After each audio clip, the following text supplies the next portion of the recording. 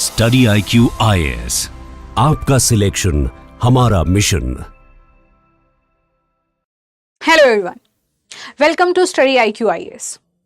Myself Monica and I am agriculture optional faculty here at the Study IQ. So आप में से बहुत कम student ऐसे होंगे जो मुझे जानते होंगे, और अगर जानते भी होंगे तो बहुत थोड़ा बहुत। So मैं आपको बता दूं कि myself Monica, जैसा कि मैंने अभी बताया, and I did my masters in agriculture. After that मेरा जो नेट है, नेट क्वालिफाइड हूँ मैं, सो वो भी एग्रीकल्चर से है, एग्रोनॉमी बेसिकली। एंड यूपीएससी में I gave interview in 2021 and I have secured the highest marks in agriculture option. 320 marks आए थे मेरे, ठीक है। So this is a brief intro about my self. But आज इस वीडियो में हम बात करेंगे एग्रीकल्चर ऑप्शनल की, और उससे पहले हम बात करेंगे कि ऑप्शनल सिलेक्शन क्यों मैटर करता है। ऑप्शनल क्यों एक सिलेक्शन जो है वो बहुत एक सोर्ड की तरह आपका काम करता है इस यूपीएससी जर्नी में। आप सभी ने अपनी यूपीएससी की जर्नी शुरू कर दी होगी, या अभी आप सोच रहे होंगे कि 2027 या 28 के लिए मैं कैसे स्टार्ट करूं। अब इस जर्नी को स्टार्ट करने में बहुत बच्चे सबसे पहले क्या मिस्टेक करते हैं, वो सारा का सारा ध्यान लगा देते हैं प्रीलिम्स में, और ये भूल जाते हैं कि मेरा एक्चुअल जो एग्जाम है वो है मेरा मेंस। वो एक कहावत है ना, तो कहते हैं be mains ready before your prelims. Prelims से पहले ही आप मेंस रेडी रहो, ताकि जिस दिन आपका प्रीलिम्स निकले उस दिन आपका मेंस ना रुके। आपका मेंस नहीं रुकना चाहिए जब भी आपका प्रीलिम्स क्लियर हो जाए। तो पहले आप अपने मेंस की तैयारी कीजिए, उसके बाद प्रीलिम्स की शुरुआत कीजिए। और वहां पर मेंस में एक सबसे बड़ा रोल प्ले करता है, वो है ऑप्शनल। एक गलत ऑप्शनल सेलेक्ट करना वो आपको ब्रेक कर सकता है, उस लिस्ट के अंदर आपके नाम को रोक सकता है। हम बहुत बार क्या करते हैं, आज जब आपका सोशल मीडिया का दौर है, यूट्यूब, इंस्टा, हर एक जगह भरमार है टॉपर्स की, हम वीडियो देखते हैं। तो मैंने देख लिया 10-15 टॉपर्स की लिस्ट देख ली, जिन्होंने, किसी ने एंथ्रो सेलेक्ट किया है, किसी ने PSIR, geography and many more. But मुझे उन सब्जेक्ट पे इंटरेस्ट ही नहीं है, बट फिर भी उस भीड़ के कारण मैंने वो सब्जेक्ट ले लिए, और लास्ट में कई सालों की मेहनत करने के बाद भी सिलेक्शन नहीं होता है। सो ऑप्शनल एक ऐसा सब्जेक्ट है जिसको हमें बहुत ज्यादा सोच समझकर सेलेक्ट करना चाहिए। ऐसा नहीं है कि 1000 बच्चे PSIR ले रहे हैं, या एंथ्रो ले रहे हैं, या फिर आपका ज्योग्राफी ले रहे हैं, या आपका कोई भी सब्जेक्ट आपका अदर देन जिसमें आपका इंटरेस्ट नहीं है वो सब्जेक्ट ले रहे हैं। उससे क्या होता है कि मैं एक ऐसा सब्जेक्ट पढ़ने में अपनी एनर्जी वेस्ट करती हूँ जिसमें मुझे कुछ इंटरेस्ट ही नहीं आ रहा है। उसके बाद फिर मुझे लाखों की भीड़ से मुझे कंपीट करना है, जहां पर आंसर राइटिंग एक बहुत बड़ा रोल प्ले करता है। बेटर है एक ऐसा ऑप्शनल सेलेक्ट करना जिसमें मुझे इंटरेस्ट भी आ रहा है, जिसे मैं अच्छे से पढ़ भी सकती हूँ, जिसे पढ़ने में मुझे बोरियत भी ना लगे, और बार बार मुझे उसे किसी चीज से अपडेट ना करना पड़े। अब मैं ये नहीं कहती कि आप अदर ऑप्शनल सेलेक्ट मत करो। अगर आपको उन ऑप्शनल में इंटरेस्ट है, आप पढ़ सकते हैं, आपको इंटरनेशनल रिलेशंस पढ़ने में मजे आते हैं, तो आप डेफिनेटली लीजिए PSIR। आपको ह्यूमन रिलेटेड स्टडी अच्छी लगती है, आप एंथ्रो पढ़िए। But the point is that कि वो ऑप्शनल आपने सेलेक्ट करना है जहां पर आपको इंटरेस्ट आए। The main point is that, क्योंकि यूपीएससी ना एक लॉन्ग टर्म जर्नी है, ये 1-2 साल की जर्नी नहीं है। क्योंकि आप सभी को पता है कि यूपीएससी कितना ज्यादा अनप्रिडिक्टेबल हो गया है। अगर आप किसी टॉपर का वीडियो देख रहे हैं और जान रहे हैं कि उसने फर्स्ट अटेम्प्ट में क्लियर किया है, तो उस फर्स्ट अटेम्प्ट के पीछे आप 4-5 साल पहले की तैयारी देखिएगा, तो वो भी वहां पर 4-5 साल इन्वेस्ट किया है। तो आपने ये नहीं भूलना है कि ये एक लॉन्ग टर्म जर्नी है, और मुझे इसे सस्टेन करने के लिए मुझे इसमें काफ़ी अच्छे से मेहनत करनी पड़ेगी, और एक ऐसा सब्जेक्ट लेना पड़ेगा जिसको पढ़ने में मुझे बोरियत ना लगे और इंटरेस्टिंग लगे। सो आज हम बात करते हैं एग्रीकल्चर ऑप्शनल की। देखो, एग्रीकल्चर ऑप्शनल मैं कहूँगी उन स्टूडेंट के लिए बेस्ट ऑप्शनल है जिनका साइंस बैकग्राउंड है। स्पेसिफिकली जिनका बायो बैकग्राउंड है। ये जो बायो के बच्चे होते हैं, लाइफ साइंसेज के बच्चे होते हैं, बायोटेक के बच्चे होते हैं, ये जब सिलेबस देखते हैं तो बहुत बच्चे गलती कर जाते हैं। कोई बॉटनी ले लेता है, कोई आपका जूलॉजी ले लेता है, कोई केमिस्ट्री ले लेता है, और फिर उनको वहां पर दिक्कतें आती है। सो बेटर है एक ऐसा ऑप्शनल सेलेक्ट करना जो आपकी स्टडीज से मिक्सड अप हो, कि आपने बायो पढ़ा है तो उसमें बायो भी आएगी, आपने जूलॉजी के कंसेप्ट पढ़े हैं तो उसमें वो भी आ जाएगी, आपने बेसिक जो है बेसिक बायोलॉजी पढ़ी है वो भी वहां आ जाएगी, केमिस्ट्री भी आ जाएगी, साथ के साथ फिजिक्स भी आ जाएगी, जीएस के सब्जेक्ट्स भी आ जाएंगे। और एग्रीकल्चर ऑप्शनल ऐसा एक ऑप्शनल है जो कि एक बहुत ही, मैं वास्ट तो इसको नहीं कहूंगी, बट एक ऐसा ऑप्शन है जिसके अंदर बहुत सारे सब्जेक्ट्स का इन्वॉल्वमेंट है। ये आपका जीएस में भी हेल्प करता है, ये आपका एनवायरनमेंट में भी हेल्प करेगा, ये आपका जीएस 3 एग्रीकल्चर में भी हेल्प करेगा, ये आपकी गवर्नमेंट की पॉलिसीज में भी हेल्प करेगा, साथ के साथ जीएस 1 में भी ये आपको काफी ज्यादा हेल्प करता है। तो पहले हम जानते हैं कि एग्रीकल्चर ऑप्शनल के बेनिफिट्स क्या है। देखो, agriculture optional, as I have told you, a mix of subjects. ये जो है आपका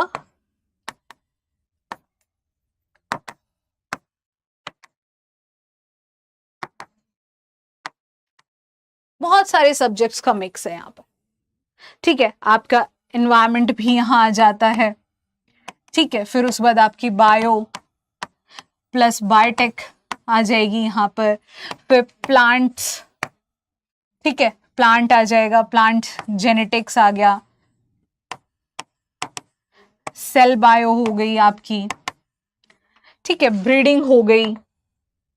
तो यहां पर बहुत सारे सब्जेक्ट का ये मिक्स है आपका, ठीक है। इसके साथ साथ ये इन सब्जेक्ट का मिक्स होने के साथ साथ बहुत ही ज्यादा आपका स्टैटिक सब्जेक्ट है, ठीक है। ये आपका एक बहुत ही ज्यादा स्टैटिक सब्जेक्ट है।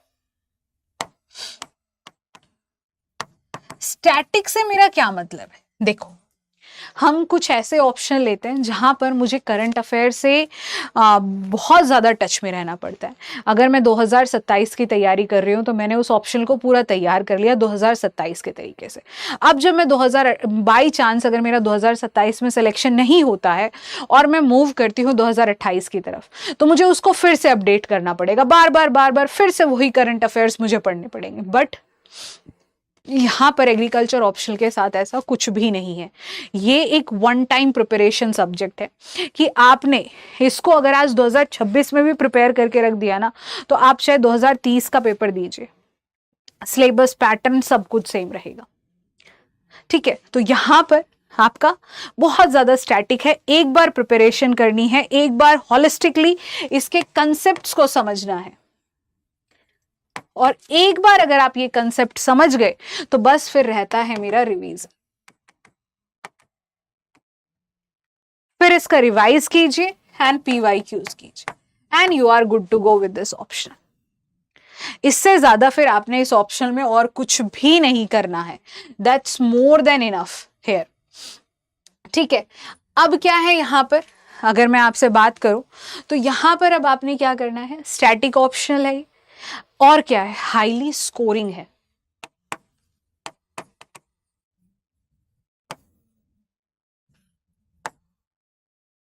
क्यों है हाईली स्कोरिंग? क्योंकि स्टैटिक है, यहां पर वेगनेस के चांसेस बहुत कम हो जाते हैं। अब जैसे मान लीजिए कोई क्वेश्चन आया आपका एसिड रेन के ऊपर,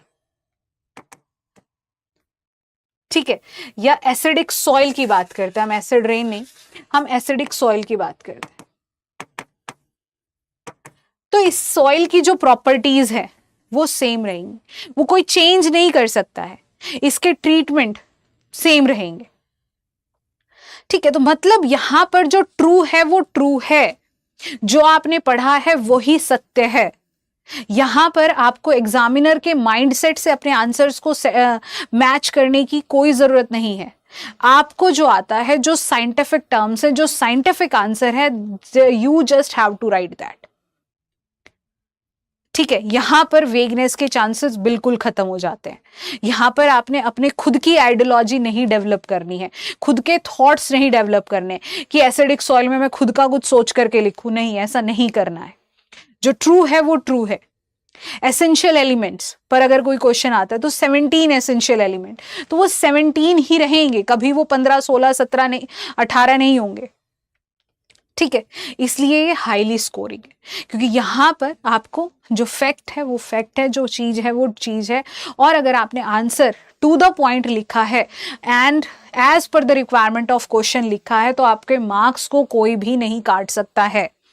this is the thing here with this agriculture optional. And इसके साथ साथ जब आप इसके आंसर्स लिखते हैं, आप डायग्राम और फ्लो चार्ट, आपको लिबर्टी रहती है डायग्राम्स और फ्लो चार्ट बनाने की।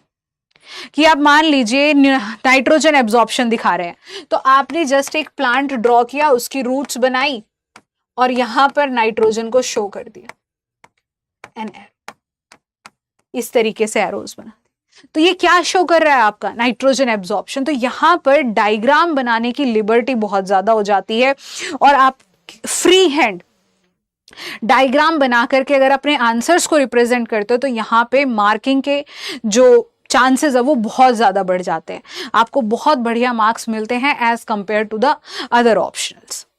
ठीक है, तो यहां पर बस आपको एक अपनी रिप्रेजेंटेशन की कला लेकर आनी है कि डायग्राम और फ्लो चार्ट से आप कैसे उसको रिप्रेजेंट करते हैं अपने आंसर्स को, तो ये आपको बहुत अच्छा रिवॉर्ड देता है। ठीक है, हाईली स्कोरिंग है, और इसके साथ साथ सिलेक्शन रेशियो मोर देन 10% है। हर साल अगर देखा जाए तो जितने बच्चे एग्रीकल्चर ऑप्शनल से मेंस लिखते हैं, उसमें से 10% से ज्यादा बच्चे यहाँ हर साल सेलेक्ट होते हैं। इसके साथ साथ मैं आपको कहूंगी कि यहाँ पर आपका ये हाईली स्कोरिंग होने के साथ साथ ये जो एक ऑप्शनल सब्जेक्ट है, ये आपको सिलेक्शन जो है आपका वो इंश्योर करता है। कंपटीशन यहाँ पर बहुत बहुत कम है, बहुत कम कंपटीशन है यहाँ पर, क्योंकि बहुत कम बच्चे, अब बच्चों को लगता है कि कौन यहाँ माथापच्ची करेगा, पता नहीं एग्रीकल्चर में मार्क्स आएंगे नहीं आएंगे, नोट्स अवेलेबल नहीं है, मेरा तो भीड़ वहाँ पर लगी हुई है दूसरे ऑप्शन, मैं वही ऑप्शन लूंगा। तो बच्चे यहाँ बहुत कम ऑप्शन लेते हैं, जिसकी वजह से कम बच्चे आपका मेंस लिखते हैं। अब कम बच्चे मेंस लिखेंगे तो ऑब्वियस सी बात है आपको बहुत थोड़े बच्चों से compete करना है अपने आंसर राइटिंग स्किल्स के अंदर। साथ के साथ ये एक ऐसा ऑप्शन है जो आपको अदर एग्जाम्स के में अंदर भी बहुत ज्यादा बेनिफिट देता है। जैसे आप फॉरेस्ट सर्विसेज में आपको 2 ऑप्शनल सेलेक्ट करने होते हैं, तो वहां पर अगर आप एक ऑप्शनल एग्रीकल्चर लेते हैं तो आपको जस्ट दूसरा एक ऑप्शनल तैयार करना है, इजी टू कवर है, शॉर्ट सिलेबस है, आसानी से ये हो जाता है और आपको फॉरेस्ट सर्विसेज में भी हेल्प करेगा। इसके साथ साथ इसके कई और एग्जाम्स निकलते हैं स्पेसिफिकली एग्रीकल्चर के लिए, जैसे नाबार्ड ग्रेड ए ऑफिसर हो गया, तो वहां पर कंप्लीटली सिलेबस जो है यूपीएससी जैसा है, मेन से सिर्फ एक एग्रीकल्चर और इकोनॉमिक्स वहां पर ज्यादा मैटर करती है। तो आप ऐसे भी एग्जाम निकाल सकते हैं कि मतलब आपके पास एक जॉब सिक्योर हो जाए पहले ही, तो इसके भी यहां पर बेनिफिट हो जाते हैं, यहां पर भी आपको बेनिफिट देता है। So these are the things कि आपने क्यों सेलेक्ट करना चाहिए, और मैं कहूंगी कि ये एक बेस्ट ऑप्शन है जो बच्चे life sciences, bio, engineering background से हैं, जिनको बायो रिलेटेड कंसेप्ट में थोड़ा भी इंटरेस्ट है, तो डेफिनेटली आप ऑप्शन ऑप्ट कर सकते हैं। इट्स द बेस्ट ऑप्शन मैं कहूंगी उन स्टूडेंट्स के लिए। और अगर आप कॉमर्स या आर्ट्स बैकग्राउंड से भी हैं बट फिर भी आपको साइंस रिलेटेड कंसेप्ट्स के अंदर इंटरेस्ट है, तो भी आप ये ऑप्शनल सेलेक्ट कर सकते हैं। ठीक है, अब हम बात करते हैं, अगर आपने अपना, ये तो उन बच्चों के लिए था जिन्होंने सेलेक्ट नहीं किया है, अब हम बात करते हैं कि जिन बच्चों ने ये एग्रीकल्चर ऑप्शनल सेलेक्ट कर लिया है उनके लिए, कि यहां पर आप अब कैसे तैयारी करेंगे। देखो, पहले ऑप्शनल का हम शुरुआती दौर पर हम बात करते हैं। ऑप्शनल आपका 500 मार्क्स का पेपर होता है, जिसमें है आपका पेपर 1 एंड पेपर 2। 2 पेपर आपके यहां रहते हैं, पेपर 1 एंड पेपर 2। अब यहां पर क्या होता है, दोनों ही पेपर में आपको 250 मार्क्स के पेपर होते हैं। इसका जो पैटर्न रहता है आपका, वो क्या रहता है, यहां पर पार्ट ए और पार्ट बी आपको दिया हुआ रहता है। अब यहां पर पार्ट ए पार्ट बी दोनों ही पेपर का पैटर्न सेम रहता है। यहाँ पर टोटल 8 क्वेश्चंस होते हैं और आपको क्लियर गाइडलाइंस होती हैं, ऊपर में ही लिखा होता है कि you have to attempt 5 out of these 8 question. अब ऐसा नहीं है कि इन 8 में से मैं कोई भी 5 कर सकती हूँ, देयर आर कंडीशंस। ठीक है, अब वो कंडीशंस क्या है देखो। पार्ट ए में आपके जैसे मैंने बताया कि 8 क्वेश्चन होते हैं, तो 1 2 3 4 एंड हियर 5 6 7 8 इस तरीके से आपके पेपर डिस्ट्रीब्यूट होते। अब ये कहता है second point, first and fifth are compulsory, मतलब पहला और पांचवा कंपल्सरी है, इसको आप छोड़ नहीं सकते हैं। इसके बाद आपका ये 6 क्वेश्चंस बस, अब 2 क्वेश्चन तो कंपल्सरी हो गए, रेस्ट 3 आर लेफ्ट। तो अब ऐसा नहीं है कि आप इन 6 में से कोई भी 3 कर सकते हैं, there is again a condition, and condition is that you have to attempt at least 1 from each section. दोनों सेक्शन से एक तो आपने अटेम्प्ट करना ही करना है। तो या तो आप 2 यहां से करो, 1 यहां से करो, या फिर 1 यहां से करो, 2 यहां से करो। This is the thing. अब मैं इसके बाद आपको बता देती हूँ कि ये क्वेश्चन कैसे दिए हुए होते हैं, आपके पास डिस्ट्रीब्यूशन कैसे रहता है। देखो यहां पर जो आपका first, second, third, fourth, fifth, six, seventh and eighth, तो यहां पर जो आपका क्वेश्चन फिफ्थ है और क्वेश्चन फर्स्ट है, इसके पार्ट होते हैं A B C D E, similar with this fifth question, A B C D and E, 10 each, here 10 each, total 50 marks, मतलब 10-10 मार्क्स के क्वेश्चंस रहते हैं। शायद आपको ये दिखाई नहीं दे रहा है, विजिबिलिटी नहीं है इसके, I am sorry for that. तो यहां पर ए बी सी डी ई, तो 10 ईच रहता है ये फिफ्थ क्वेश्चन के अंदर भी, और similar with this question A B C D E, इसके भी 5 सब पार्ट्स होते हैं जो कि 10 ईच रहता है, मतलब टोटल 50 मार्क्स के रहते हैं। तो ये तो हो गया फर्स्ट क्वेश्चन का पैटर्न। अब बात करते हैं second, third, fourth, sixth, seventh and eighth, इनका पैटर्न कैसा रहता है। यहां पर 3 सब पार्ट रहते हैं। Question is divided into A B and C, जहां पर 2 क्वेश्चन होंगे 20 मार्क्स के और 1 क्वेश्चन होगा 10 मार्क्स का, तो टोटल 50, तो 5 क्वेश्चन 250 मार्क्स। तो ये रहता है आपका पैटर्न यहाँ पर। ठीक है, अब आप पैटर्न समझ गए होंगे। अब एक बार मैं थोड़ा सा सिलेबस का आपको बता देती हूँ। देखो यहाँ पर जो मेरा पेपर 1 है, पेपर 1 इज लिटिल जेनरिक, ये थोड़ा सा जेनरिक है। यहाँ पे जर्नल एग्रीकल्चर आपका आ जाता है, और सबसे पहली यूनिट जो है वो आपकी इकोलॉजी, मतलब एनवायरनमेंट। जो आप GS3 एनवायरनमेंट में पढ़ते हैं ना, वो सारा आपने यही पढ़ना है।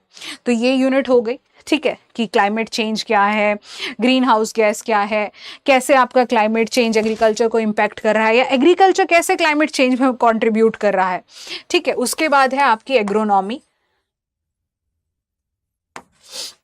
जहां पर हमें डिफरेंट क्रॉपिंग सिस्टम के बारे में, crop rotation, precision agriculture, organic farming, ये सब पढ़ना है। Then your soil science is there, soil के बारे में हमें पढ़ना है यहाँ पर। उसके बाद सॉइल एंड वाटर कंजर्वेशन है आपका, कैसे आप कंजर्व करेंगे।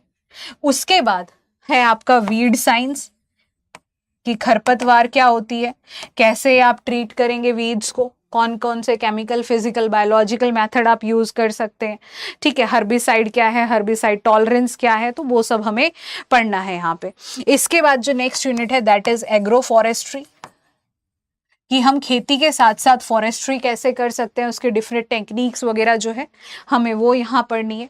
उसके बाद आपका है दैट एग्री बिजनेस मैनेजमेंट या फिर इकोनॉमिक्स। यहाँ पर हमारा इनपुट आउटपुट सिस्टम है, कि कैसे हम इनपुट कॉस्ट को घटा करके आउटपुट बढ़ा सकते हैं, हमें फार्म प्लानिंग कैसे करनी है, कैसे हम मैक्सिमम प्रॉफिट अटेन कर सकते हैं। और उसके बाद जो लास्ट यूनिट है आपकी वो है एग्री एक्सटेंशन एजुकेशन, कि कैसे जो रिसर्चर्स नई नई स्टडीज ला रहे हैं, नए नए मेथड्स ला रहे हैं, उनको फार्मर्स तक हमें कैसे पहुंचाना। तो this is the syllabus of paper 1। ये थोड़ा सा जेनरिक एग्रीकल्चर, बहुत जनरल है। GS3 में जो आपका आता है वो यहीं से आता है, बहुत इजी टू कवर है। ठीक है, अब हम बात करते हैं यहाँ पर पेपर 2 की, कि पेपर 2 कैसा है भाई अब आपका। तो देखो ये जो है यहाँ पर आपके एक्चुअली बायोलॉजी के कंसेप्ट्स आ जाते हैं, ये थोड़ा बायो रिलेटेड है। यहाँ पर पहला ही चैप्टर आपका जो है वो है सेल बायो। यहाँ पर हमें प्लांट की सेल किससे बनी है, उसकी ऑर्गेनल्स क्या है, क्या फंक्शनिंग है, कौन कौन सी थ्योरीज है, हमें वो।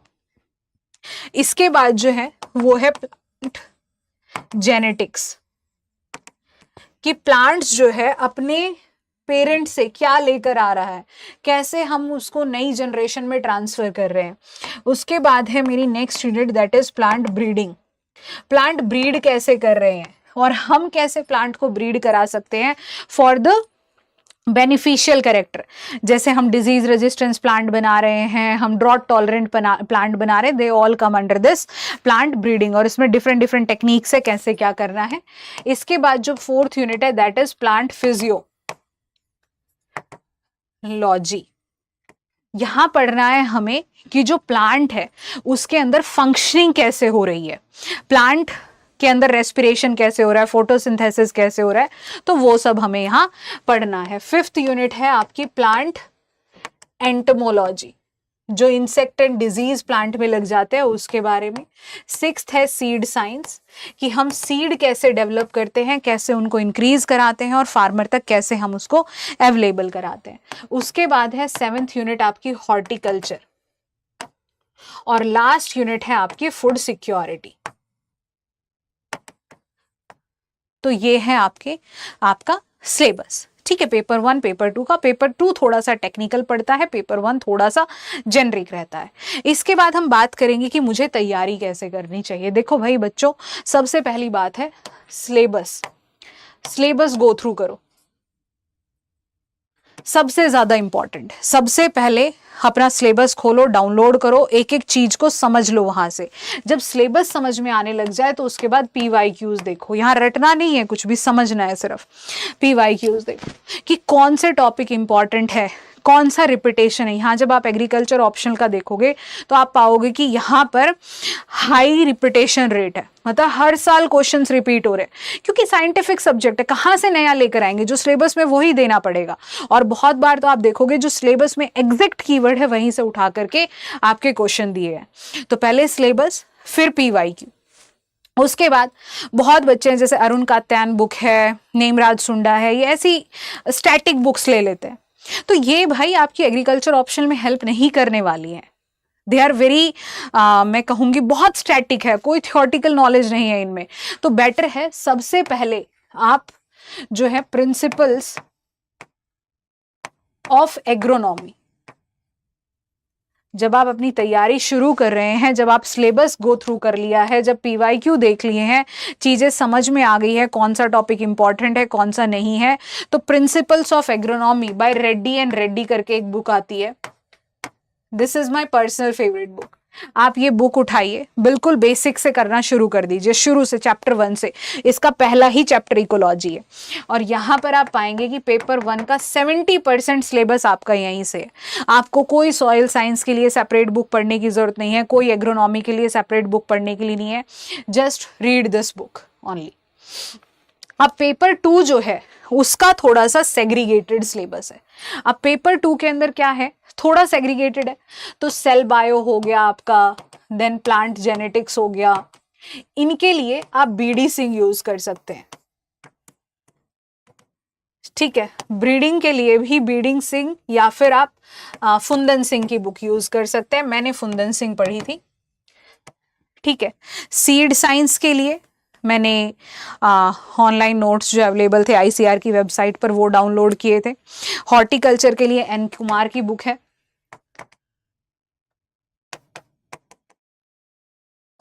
ठीक है, सो ये बुक है।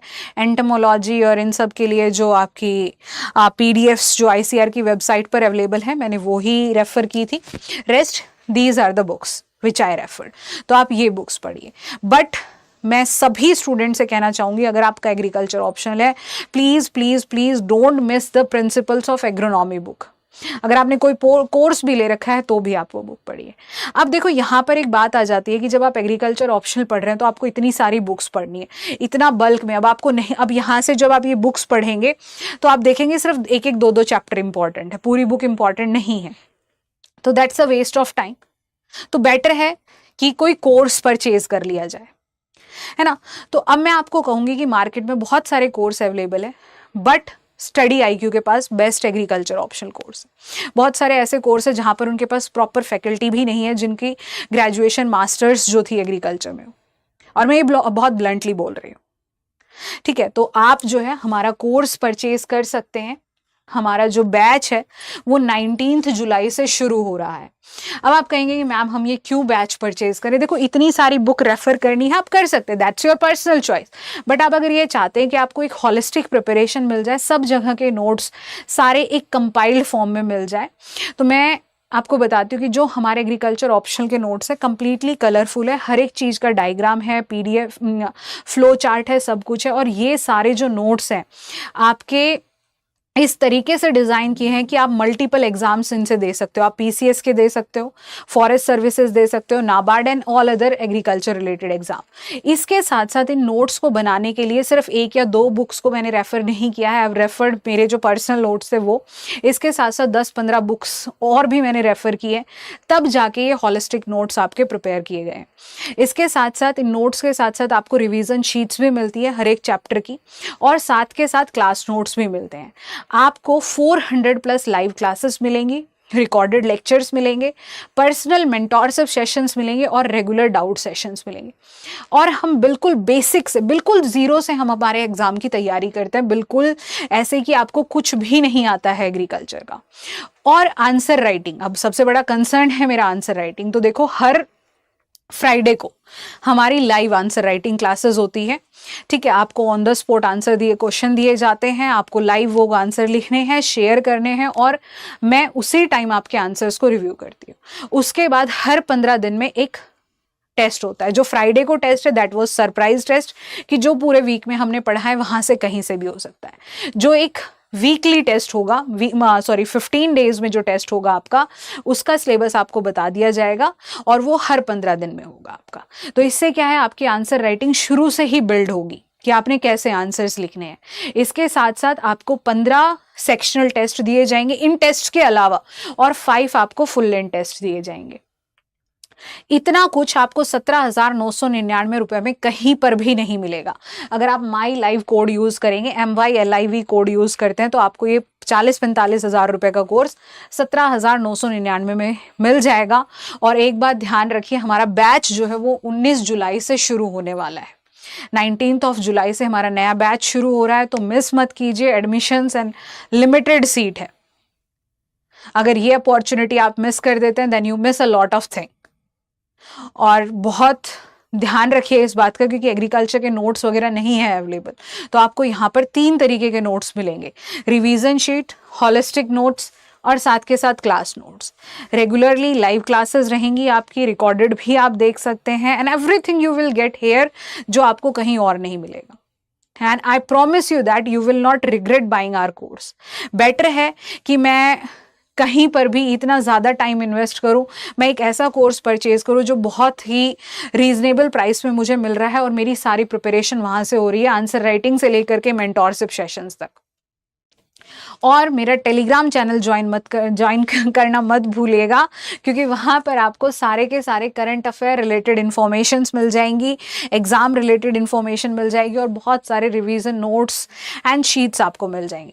@Monica_Yadav_Agriculture, this is the link for my Telegram channel. और कोर्स और इस टेलीग्राम चैनल का लिंक जो है वो आपको डिस्क्रिप्शन में दिया होगा। सो एग्रीकल्चर ऑप्शनल सेलेक्ट करके एक स्मार्ट चॉइस दीजिए अपने ऑप्शनल सिलेक्शन में। भीड़ की तरफ मत भागिए, वहां भागिए जहां पर आपको इंटरेस्ट है। All the best, very best for your exam. Thank you so much, have a nice day. और अगर आप कोर्स परचेज करते हैं तो मिलते हैं लाइव क्लासेस में। Thank you so much. Study IQ IAS, आपका सिलेक्शन हमारा मिशन।